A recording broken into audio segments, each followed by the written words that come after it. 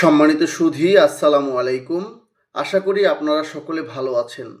দেশের চলমান পরিস্থিতি, দেশের মধ্যে যে অরাজকতা, যে সহিংসতা, সেটা বাংলাদেশের সকল মানুষের জন্য খুবই কষ্টকর, খুবই পীড়াদায়ক।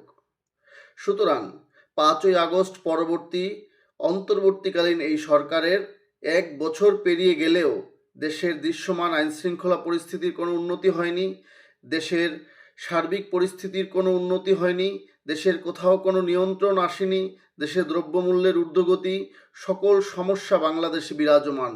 দেশে হত্যা, গুম, খুন, ছিনতাই, ধর্ষণ অতীতের তুলনায় বহু গুণে বেড়ে গিয়েছে। দেশের এই হীন পরিস্থিতিতে আমি আমার জায়গা থেকে ডক্টর মোহাম্মদ ইউনূসের পদত্যাগ দাবি করছি এবং আপনারা যারা আমার সাথে একাত্মতা ঘোষণা করে ডক্টর মোহাম্মদ ইউনূস ও তার পারিষদবর্গের পদত্যাগ দাবি করেন, তারা কমেন্ট বক্সে সহমত পোষণ করুন এবং প্রত্যেকের ফেসবুক, ইউটিউব থেকে লাইভে এসে স্বাধীন মত প্রকাশ করুন এবং সকলে একই সাথে আওয়াজ তুলুন, ডক্টর মোহাম্মদ ইউনূসের এই অন্তর্বর্তীকালীন সরকারের পদত্যাগ চাই, পদত্যাগ চাই, পদত্যাগ চাই।